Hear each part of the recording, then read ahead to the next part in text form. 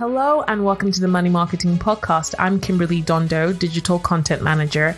And in this week's Weekend Essay podcast, we have Chief Reporter Lois Vallely with her weekend essay on whether aliens may need financial advice in the future. Take it away, Lois. Okay, I admit it. I'm a Star Trek fan. Not a full-on Trekkie, I don't collect figurines, but I used to binge watch Voyager at university, and I've just finished watching the newer series, Strange New Worlds. It's one of those series where I wish it was true. I can really see myself as a lieutenant on the Enterprise discovering new alien communities and fighting the Romulans.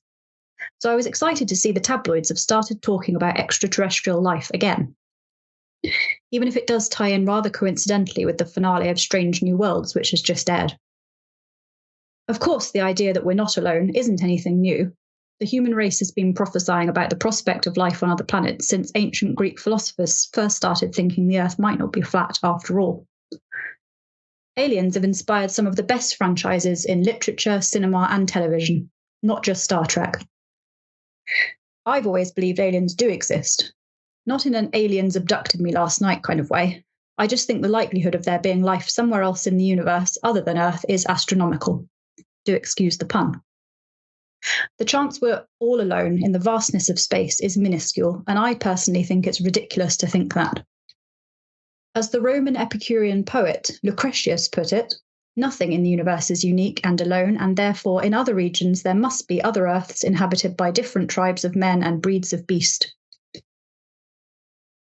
And when other people, high-profile professors no less, start talking about it in the national news, it gives me a great excuse to geek out. Harvard professor Avi Loeb said this week that he may have uncovered evidence of aliens. He said it's a discovery the likes of which would change how humans understand their place in the universe. We know so little about the potential alien life that could be out there. Until now, the closest we've come to a discovery of any kind is speculation from scientists that there may have been water on Mars for long enough to sustain microscopic life. But fast forward to Star Trek times, i.e. 23rd century onwards, and we should, hopefully, know a lot more, as long as we haven't been enslaved by artificial intelligence, obviously. And if it turns out aliens do exist, will they be friendly or hostile? Will any of them move to Earth? Perhaps they're already living among us, like the Lanthanites.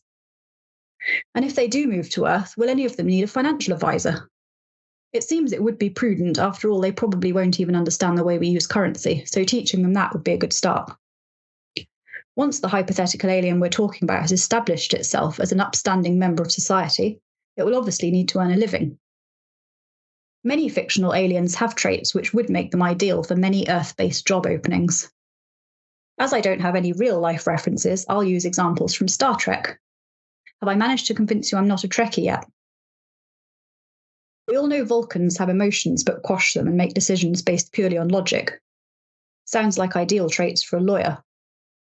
Betazoids, on the other hand, are renowned for empathy, meaning they would make great therapists or psychologists. Cardassians are all about gender equality. Males and females are on an equal footing, so they would be very useful in forwarding the equality agenda here on Earth.